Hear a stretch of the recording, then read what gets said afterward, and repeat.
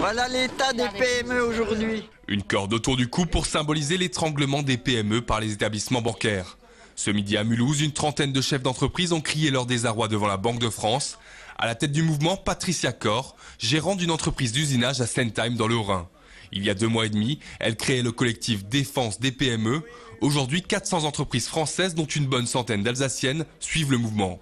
Toutes dénoncent la frilosité, le manque de soutien des banques au moment où l'activité reprend. On n'a pas demandé, nous, la crise de 2008, la spéculation mondiale. Les banquiers, depuis, nous étranglent, nous font mourir. On n'a plus de prêts, on n'a plus d'escompte, on n'a plus de DAI, on n'a plus rien. Il faut qu'on se démerde tout seul. Alors, on est en colère, c'est vrai, parce que tous les jours, les gens me disent, écoutez, pour 10 000 euros, on va être liquidé. Pour 12 000 euros, on va être liquidé. On va déposer le bilan. Alors, il y en a marre. Les 3/4 de notre travail aujourd'hui, c'est gérer l'incompétence, l'inefficacité des banques. Et ça, on n'en peut plus, parce qu'il faut qu'on fasse des heures sup pour faire notre travail. À la marge de nos affaires, s'il le faut, sans eux. Travailler sans les banques, Gérard Weber commence malheureusement à s'y faire.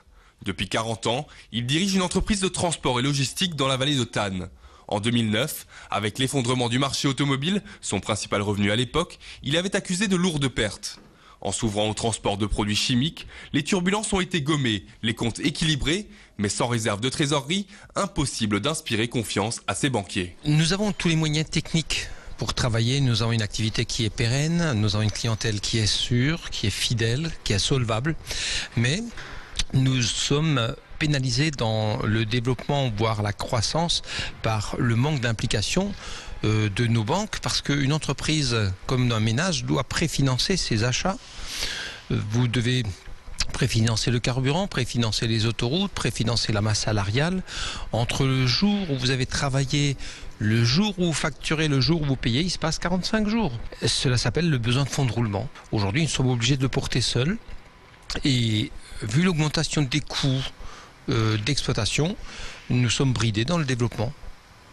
C'est réellement compliqué. À Ilkirch, dans ce bureau d'études spécialisé dans l'énergie, on n'en finit plus de pester contre les banques. Du travail, des commandes, il y en a.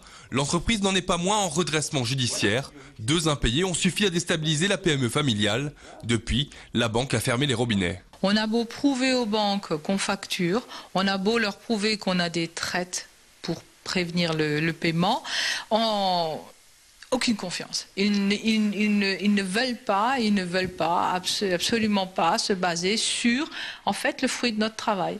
Ça, ils n'en veulent pas. Et les hypothétiques carnets de commandes, même s'ils sont signés, même si les contrats sont signés, ils ne prennent pas le risque. Ils estiment que c'est un risque et ils ne veulent pas le prendre. C'est un stress permanent, c'est une bataille constante et on en arrive à un moment donné, quand on n'arrive plus à joindre les 2 bouts, on est comme dans une famille classique, une entreprise, ça fonctionne de la même manière. On a été obligé de se séparer de 50% de notre effectif très récemment pour pouvoir faire face au minimum sans l'aide des banques. Le seul espoir de Marie-Christine, vendre son affaire et retrouver un emploi salarié. Le collectif Défense PME a lui des comptes à régler avec les banques, des machines à fric comme ils disent. Ces patrons aux accents révolutionnaires exigent que l'État gère entièrement les prêts aux entreprises.